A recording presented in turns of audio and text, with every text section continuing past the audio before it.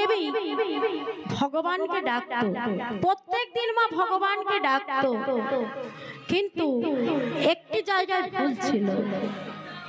ভুলটার অন্য কিছু নয়, ভুলটা হলো তুমি ভগবানকে ডাকছো, ডাকো ভগবানকে, তুমি ডাকছো ডাকো, কিন্তু ভগবানের কাছে তুমি চেয়েও না কিছু। ভগবানের কাছে চাইতে নেই মা কিছু, কারণ যিনি একটা পিঁপড়েরও কথা বুঝতে পারি, আবার প্রধানমন্ত্রীরও কথা বুঝতে পারি।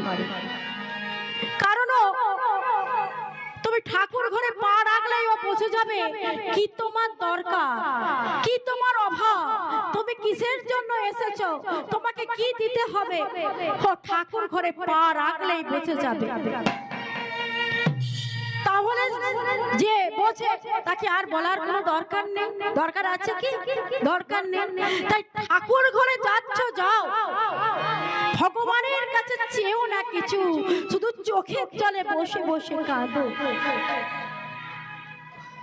একটি ছেলে সামনে মেলা বসেছে, ছেলেটি কি করছে? বাবা মায়ের চারিদিকে ঘুরছে, বাবা মায়ের চারিদিকে ঘুরছে। তো বাবা মা কিন্তু অতি সহজেই বুঝে যায় যে ছেলেটার কি দরকার, কারণ সামনে মেলা বসেছে, ওকে পয়সা দিতে হবে। তাই বাবা মা অতি সহজেই বুঝে যায় যে ছেলেটার কি দরকার। তত্র তুমি ঠাকুর ঘরে পা রাখলেও বুঝে যাবে তোমার কি দরকার, তোমার অভাব পূর্ণ করে দেবে অপূর্ণময় ভগবান শ্রীকৃষ্ণ। এটাই গৌর হরি বল, হরি বল। বাবা প্রত্যেকদিন ঠাকুরকে ডাকতো, ঠাকুর ঘর পরিষ্কার করতো, আর চোখের জলে একটা কথাই বলতো, কেউ তো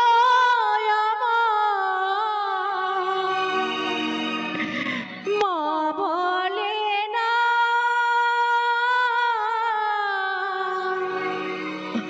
আমি কাঁদি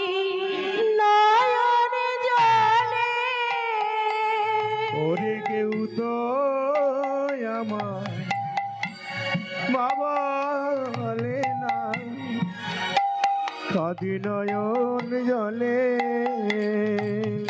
কেউ তো আমার মা বলে না, আমি কাঁদি নয়ন জলে। ওগো কেউ তো আমার মা বলে না, কাঁদি নয়ন জলে। আমি কাঁদি নয়ন জলে, কাঁদি নয়ন জলে। আমি কাঁদি নয়ন জলে, কাঁদি নয়ন জলে। কেউ তো মা বলে না, আমি কাঁদি নয়ন জলে। ওগো কেউ তো আমার মা বলে না, কাঁদি নয়ন জলে। ওগো কেউ তো আমার মা বলে না, কাঁদি নয়ন জলে।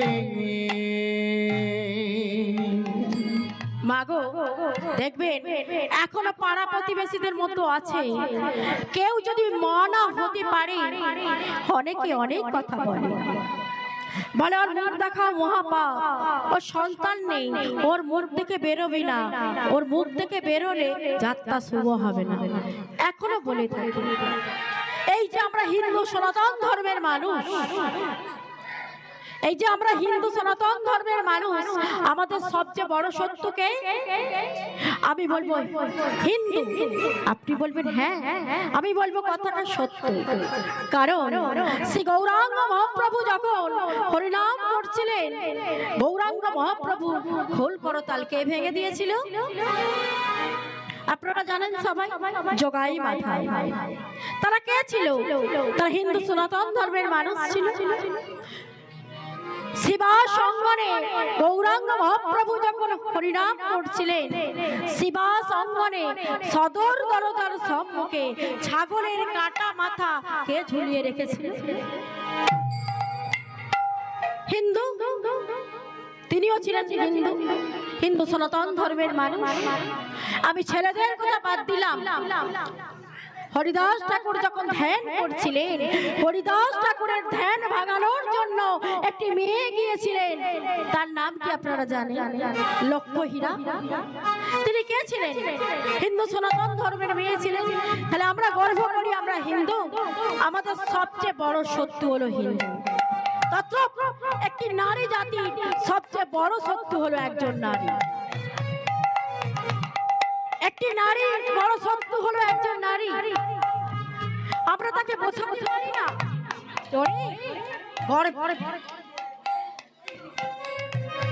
জয় রাধে।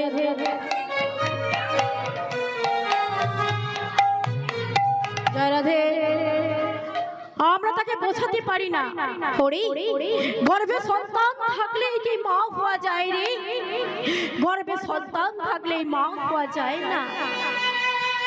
পরের সন্তানকে ভালোবাস না, সেই সন্তানই একদিন তাকে মা বলে ডাকবে। আমরা এ কথা তাকে বোঝাতে পারি না। তার মানে দুঃখ দিয়ে থাকি, তার মানে কষ্ট দিয়ে থাকি। মাগো, মা শারদার কি কোনো সন্তান আছে? মা শারদার কোনো সন্তান আছে? মা শারদার কোনো সন্তান নেই, তবু তাকে বলে মা। কিন্তু কিসের জন্য বলে? তার কর্মের জন্য বলে। কর্মটা ভালো কর না, কর্মটা ভালো করলেই একদিন পরে সন্তানই তোকে মা বলে ডাকবে। তো আমরা এই কথা তাকে বোঝাতে চাই না। আমরা তার মানে দুঃখ দিয়ে থাকি, কষ্ট দিয়ে থাকি। তাই বামা দেবী আজ ভগবানের কাছে বলছে, ঠাকুর তুমি আমাকে এই পৃথিবীতে মানব জনম দিয়ে পাঠিয়েছো। আমি একজনের স্ত্রী। ঠাকুর, আমি তোমার কাছে টাকা পয়সা চাই না, বিষয় সম্পত্তি চাই না, কিন্তু ঠাকুর তুমি আমাকে একটা সন্তান দাও না। ঠাকুর তুমি আমাকে একটা সন্তান দাও। আমি কি কোনোদিন মা ডাক শুনতে পাবো না? ওকে ভগবান,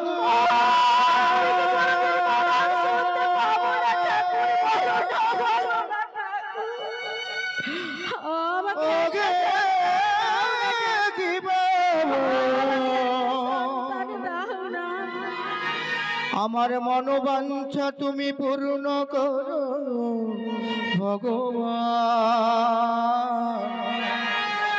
ওকে ভগবান।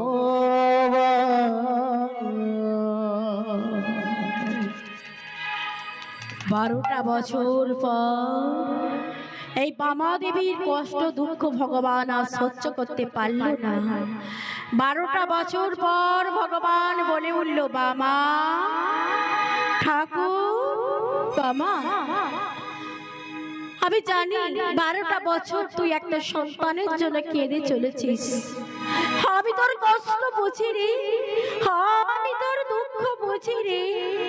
আমি কথা দিচ্ছি তোর ঘরে জন্ম নেবে একটা হরিভক্ত সন্তান। তবে তোর সন্তানকে দিয়ে জগৎ সংসারে আমি প্রমাণ করে দেব এই জগতের মানুষ আমাকে সেবা দেয়। আমি সেবা করি না, তারা ভাবে আমি মাটির ঠাকুর, আমি পাথরের ঠাকুর। ওরে ভক্তি করে সেবা দিলে কাঠের ঠাকুরও যে সেবা গ্রহণ করে, এটা আমি তোর সন্তানকে দিয়ে প্রমাণ করে দেব। তাই ভগবান দৈববাণী করে বলে দিল, আরে ঠেক দিনে ঠেক সময়ে জন্ম নিল জয় দেবী বামা দেবীর ঘরে। জন্ম নিল জয় দেবীর বামা দেবীর ঘরে। জন্ম নিল জয় দেবী বামা দেবীর ঘরে। জন্ম নিল জয় দেব বামা দেবীর ঘরে। ভক্তগণ সবে মিলে হরি হরি বলে। ওই ভক্তগণ সবে মিলে হরি হরি বলে। ভক্তগণ সবে মিলে হরি হরি বলে। ওই এই ভক্তগণ সবে মিলে হরি হরি বলে। কেহ নাচে কেহ গায় কেহ বলে হরি, কেহ কেহ বাদনেতে যায় ঘোড়াঘড়ি। ওই কেহ নাচে কেহ গায় কেহ বলে হরি, কেহ কেহ চলতে যায় ঘোড়াঘড়ি।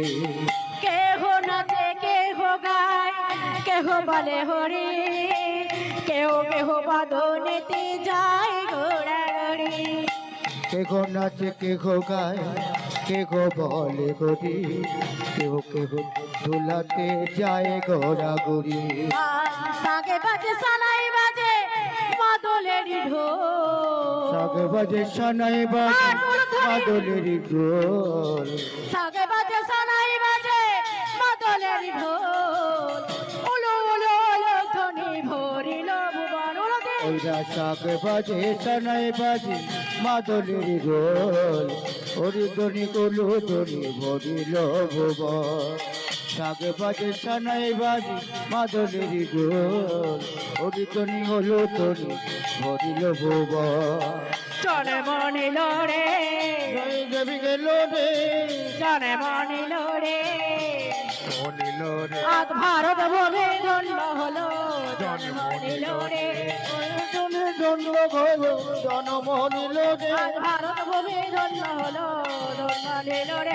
মুখে হরি হরি বলে জন্ম নিল রে, মুখে হরি হরি বলে জন্ম হলো ভারতভূমি জন্ম হলো জন্ম হলো ভারতভূমি জন্ম হলো জন্ম হলো রে, জন্ম হলো রে, জন্ম হলো রে।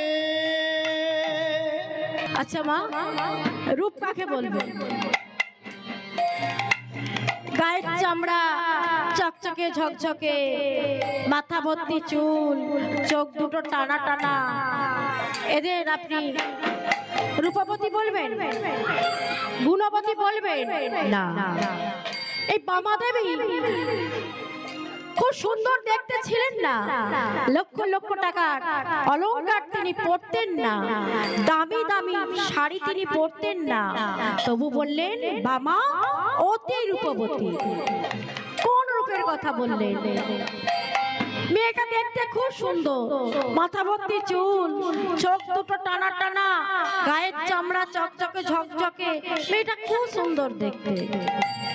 ও মা, স্বামী বাড়িতে থাকতে পারে না, দিন রাত অশান্তি, সংসারে আগুন জ্বলছে, তাহলে সংসার সুখের হয় কার গুণে?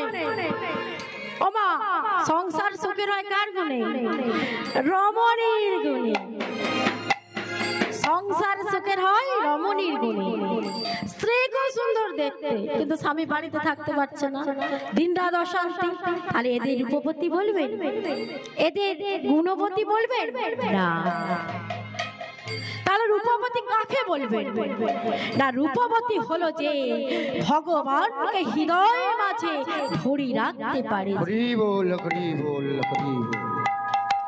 যে সকালে বেলা স্নান করে তুলসী গাছে জল দিয়ে স্বামী সেবা করিয়ে তারপর যিনি সেবা করেন।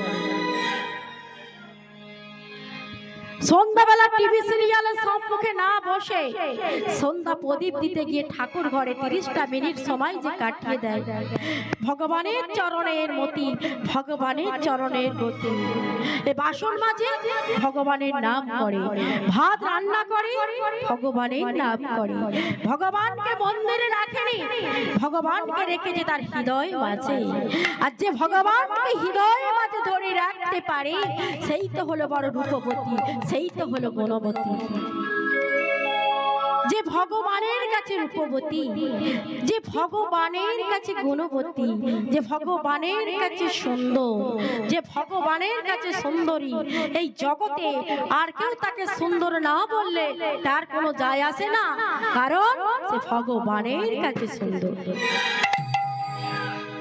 গ্রামের একটা ছেলে পিচ রাস্তার কি কালো, তার থেকেও বেশি কালো, চোখে দেখতে পায় না, অন্ধ, পা টেনে চলে। গ্রামের মানুষ তাকে ঘৃণার চোখে দেখে, টিটকারি করে। কিন্তু সে লোলাটে তিলগান্নিক করেছে, হাতে নামের ঝোলা নিয়েছে, গলায় তুলসী কাঠির মালা পরেছে।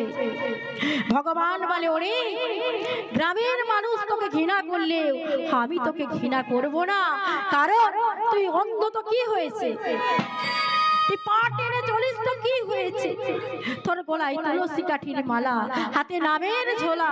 এই জগতের মানুষ তোকে ঘৃণার চোখে দেখলে আমি তোকে ঘৃণার চোখে দেখবো না, আমার কাছে তুই আই লাভ ইউ। হরি বল, হরি বল।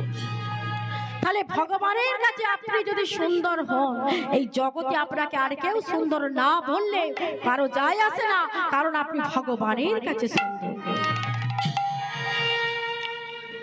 তো এই বামা খুব সুন্দর দেখতে ছিলেন না, তাহলে তাকে কেন বললেন বামা অতি রূপবতী? কেন বললেন? কার কাছে রূপবতী? সে ভগবানের কাছে রূপবতী। বামা অতি রূপবতী, এরা দুহে মিলে নারায়ণে করে ভক্তি, এরা সদাই করে হরির ভজন, এরা সবাই করে হরির ভজন, এরা সদাই করে হরির ভজন, এরা সদাই করে হরির ভজন। হরে ছিল শ্রী নারায়ণ, এরা সদাই করে হরির ভজন, ধর্মে কর্মে ছিল মগন, সদাই করে হরির ভজন, গোবিন্দ কৃপা কর বলে, সদাই করে হরির ভজন, গোবিন্দ কৃপা কর বলে, সদাই করে হরির ভজন, হরি হরি হরি বলে, সদাই করে হরির ভজন। কর্ম করে